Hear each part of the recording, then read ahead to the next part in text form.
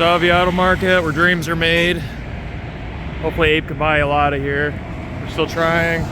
Fortunately, there's a lot of boring American cars. I haven't seen a lot of Ladas. We're working on it. We're working on it. Look at that digging holes.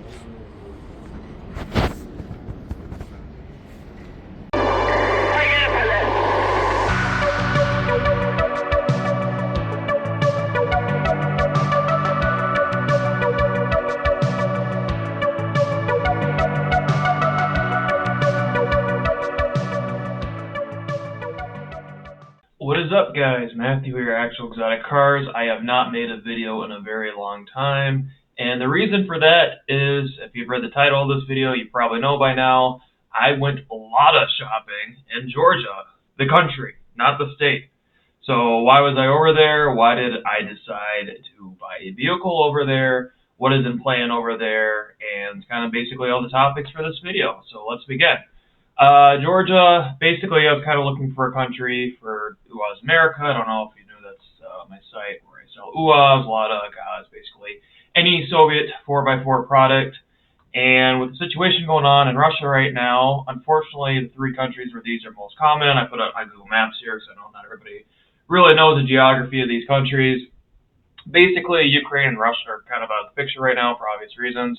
Belarus is also under very heavy sanctions. While it is possible to get vehicles from Belarus, theoretically, I think, it's very unpredictable what's going to happen. And from what I understand, getting port access from Belarus to the Baltic countries or Poland is near impossible right now. There are the Baltic countries themselves. Basically, since I'm selling Soviet vehicles, I'm kind of restricted to more Soviet countries. There's 15 ex-Soviet countries. Some of these are scattered throughout the Eastern Bloc, but I need a country that has a steady access to these, where I can get parts for these readily available, but still has good relationships with the West, and that really narrows down the sphere of countries I can choose from. So there are the Baltic countries, which do have very good relationships with the West, not so much with the East. They are in the EU, which would make things simpler, but I did not see a good supply of these vehicles over here. They do exist, but albeit minutely. And part access is not necessarily the greatest as well. Plus the prices, these are a lot more expensive countries. If I need something to get worked on, it would be about the same price-wise as it would be in the States. And because of that, I kind of threw these three countries out. Moldova, unfortunately, landlocked country. And given, I guess, the uncertainty with the situation in Ukraine right now, I don't know if Moldova in the near future will also be affected by that. I guess vehicles probably could get shipped out of Romania. I guess just to start off the business or the company, I wanted to have one country with everything, one country with port access, one country where I could buy the vehicle, just one country, the one stop, like be all country. I don't want to have to go through any other, place for shipping or anything like that, just to make everything squeaky clean and simple. So for those reasons, and Moldova is known for a lot of corruption as well, that was kind of thrown out of the picture as well. I also don't want to get something started and, a few years down the line there's a coup or something. Even if the whole Ukraine-Russia thing wasn't going on right now, Ukraine, I don't know how many coups, 3, 4 revolutions, whatever they've had since the fall of the Soviet Union. Politically, it's very uncertain. Russia, I have purchased a vehicle in the past. I'm sure you've seen that video about me buying a vehicle in Russia. Even if none of this was going on right now, it is still very complicated, and the paperwork and everything it's not very easy to do business in regardless. So it still probably necessarily wouldn't be the best choice. So that kind of narrows us down. We have the Central Asian countries. Like I just said, with port access, that would be a struggle. I did reach out to some companies and people over in some of the stands, and getting vehicles from the stands to the port would be very difficult, costly. These are cheaper vehicles. I want to keep them cheaper. I'm trying to keep the prices down as much as possible because in my mind, for UAZ or a Lada to compete in the U.S., which I definitely think that they're able to and have the capability to do so, but they have to be cheap in order to do it. If you can get a pretty much brand new or a very nice UAZ for 12, 15 grand or something, which is what I'm trying to make it be at, by the time you include shipping and fees and whatnot, that would still definitely undercut the Jeep market. Plus you're having something in my mind which is a lot cooler, and I don't want to necessarily say a better product, but I would say a better product, not overpriced, blah, blah, blah. And unfortunately, while there are a lot of these vehicles in these countries, the shipping is the biggest concern, and by the time you get it to the port, it might not necessarily be worth it. So that leads us down to the Caucasus countries. We're down to 3 here. So obviously the only country here that really has port access is Georgia. There is a conflict going on between Armenia and Azerbaijan right now. This is not a political channel at all, so you can do your own research on that. I would eventually at some point like to get in the Armenian market. I did personally go to Yerevan, and there are a ton of these vehicles over there, and the prices seemed very good.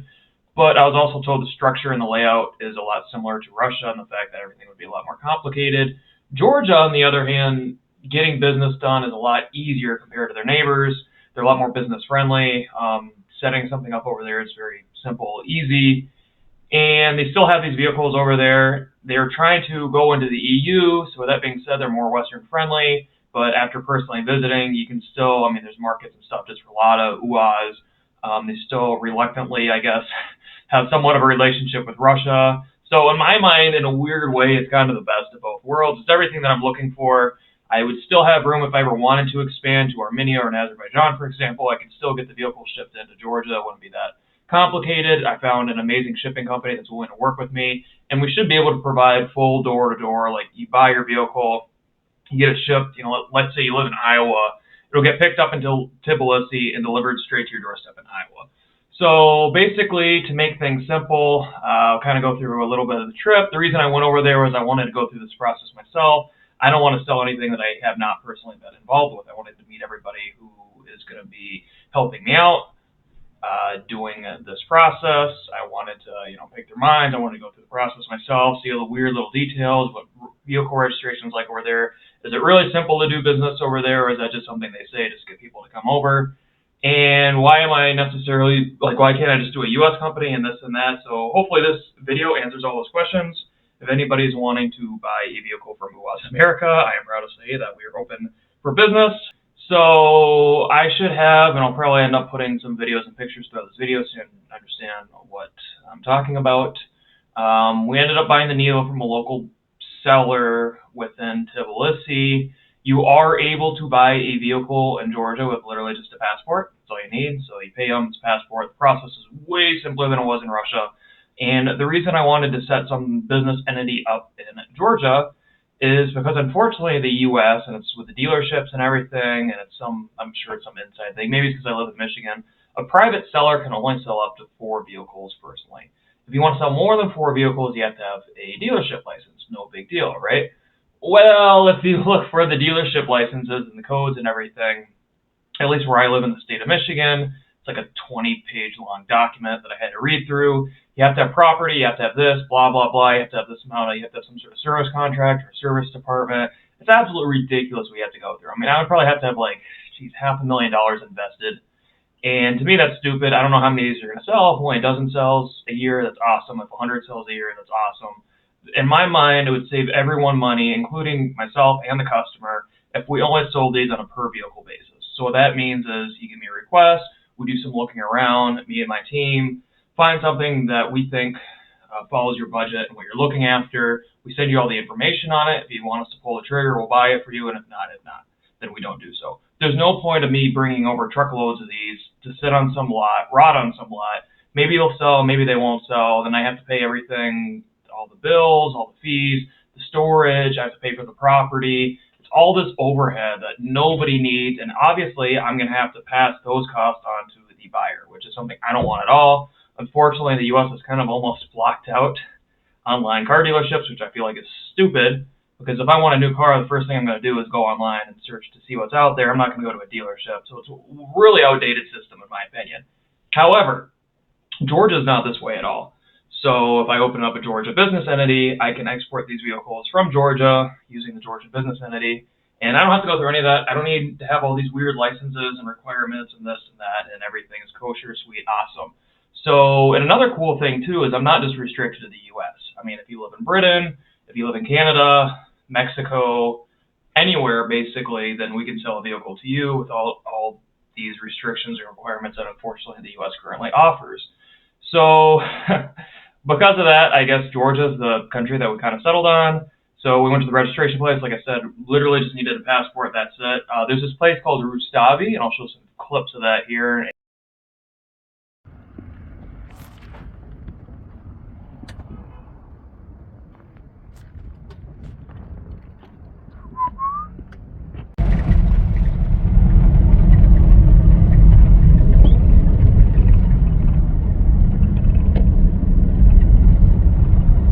All sorts of cars here, different license plates, imported from all over the world.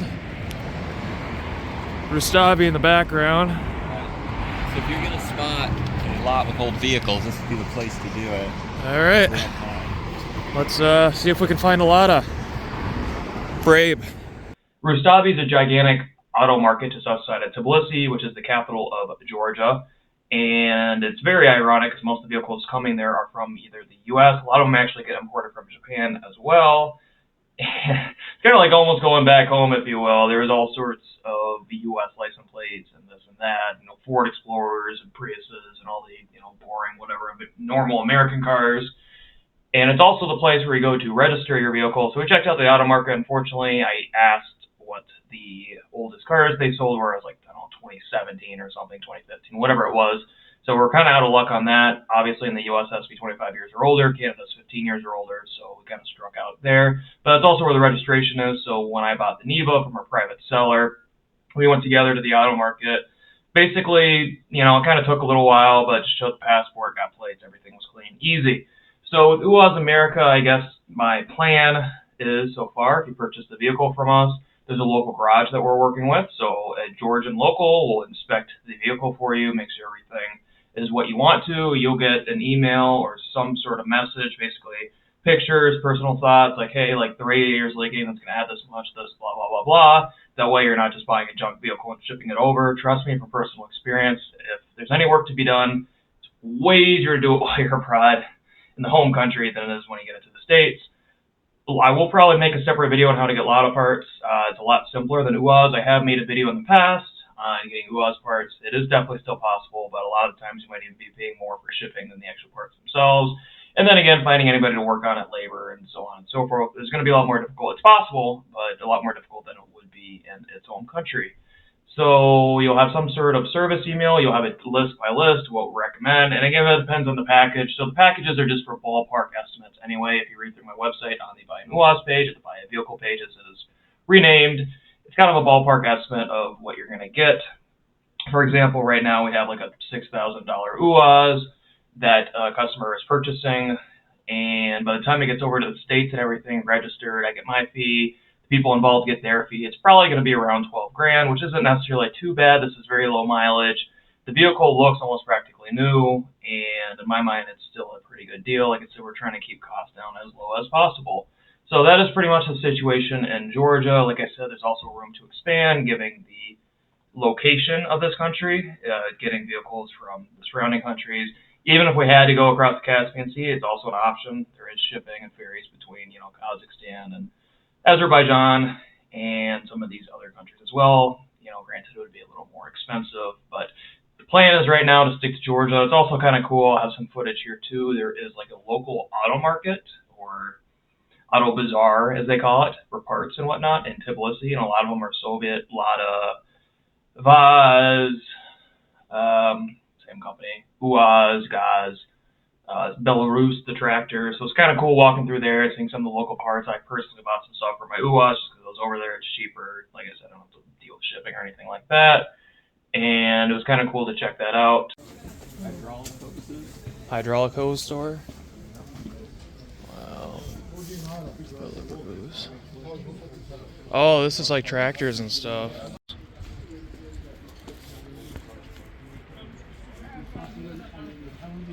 Here, everything that Abe's been dreaming about.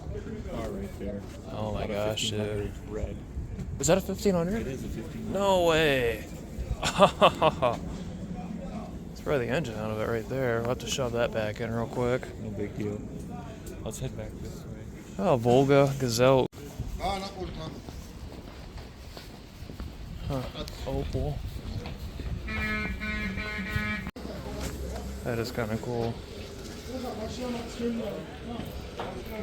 Huh. Crazy. As you can see, I guess I'm kind of having the time of my life here. It was definitely a very interesting trip. And if you've never been to Tbilisi or Georgia, the country, at all in that regard, I definitely highly recommend it. And as far as, I guess, logistics go, paperwork, all the nitty-gritty stuff, so the plan is, like I said, you send your inquiry, what you're looking for, you get back, you'll get, pictures, videos, a list of what we recommend doing. Obviously, I don't do the mechanic work. That's hired out third party. Prices definitely are going to be way cheaper than they are in the U.S. Parts availability is a lot cheaper. I've already covered all this. Shipping company we're working with, that's another thing. That's also third party. Obviously, I'm not the person shipping any of these, but it's a U.S.-based company that is, created and founded by Georgian expats. So it's like the perfect combination. Obviously, they understand both markets very well, and they should be able to ship anywhere in the U.S. or Canada as well, full door to door. So that'll be very nice, and the rates that I've been getting have also seemed very reasonable for that as well. So that's kind of all the basis covered. As far as paperwork, I have made plenty of videos on this topic already for registering at your local Secretary of State, DMV, wherever you have to register your vehicle at. Should be pretty straightforward. You will get a Georgian registration and a bill of sale from the company. Using that, you should have your two forms. I'm trying to remember them off the top of my head right now. Like I said, I already made a video on how to do this. It should be a pretty straightforward process. And then you should have some sort of customs release bill of lading form from the shipment, and that's literally, for most states, that should be literally all you need. And like I said, these vehicles, I will refuse to sell a vehicle newer than 25 years old in the U.S. or 15 years in Canada, just because there's no way that this is going to pass inspections or anything. I want to make sure that you guys can register these vehicles. So because of that, everything should be good to go. Obviously, please consult your local state or province or territory, wherever you live, the local laws and legislations regarding vehicle registration before you do this, because obviously I don't want to be liable for anything, and I don't want you to have a gigantic paperweight in your front yard because you can't register your vehicle. So please check on that before you even inquire, send me an email, a message, or anything about regarding purchasing a vehicle. Other than that, though, the process should be pretty straightforward. And if there's any questions or anything, again, on my website, I have a contact page here, and please feel free to reach out. I have an email on there. I do have a Georgian phone number, so pretty soon I will have a WhatsApp if you want to actually call me or contact me or anything like that. I've actually had a few messages in the past about people wanting to contact me, and I've been somewhat reluctant about giving out my personal number, but I will have a business number coming pretty soon for that. Social media, I will also have UAZ America-related social media coming pretty soon as well. As far as parts are concerned, I have made a contact over there. If you're having difficulty finding any, granted, I have made a video in the past on finding UAZ parts, but even me as an UAZ owner personally, I know that is something that a lot of people are worried about, especially given the whole sanctions and situation going on right now in Russia and Eastern Europe, and I do not blame you for that. If you need any help finding UAZ parts, if you want me to, I do have contacts where we can get UAZ parts shipped to you from abroad, Georgia specifically. Please reach out to me. We can, hook you up and get to you the parts that you need. Like I said, Lada will probably make a separate video on. Finding parts for Ladas are a lot simpler in the U.S. They were sold in Canada for a while. They were sold in the Americas for a while. They were sold in the West for a while. For example, I was in Germany a few weeks ago, and because what I saw, Lada Niva, so they are sold a lot more broadly than UAZs. So because of that, part availability is a lot better. But anyway, that's pretty much it for the video. I'll have a couple little bloopers or whatnot at the end of my purchasing process of a Lada. If you can tell, I'm pretty excited over this, and hopefully you'll see some videos of my Niva stateside pretty soon. Thank you for watching. What do you think, Abe? Well, so far so good. We gotta find the guy who's selling it here and see what's up, but it's looking good. Yeah. When we got off the train, we came across one that looked almost identical. It had flat tires and it looked actually like, oh no. I thought I was getting scammed, like, uh-oh. So it looked just like this. Oh. Oh.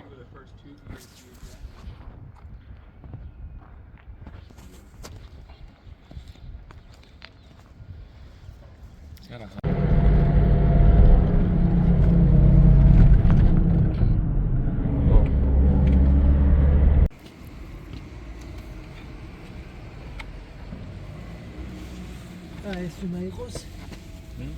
Just have him take them off and we'll just put it in the back.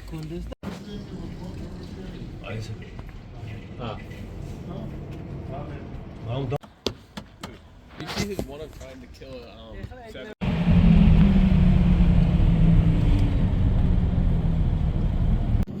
All right.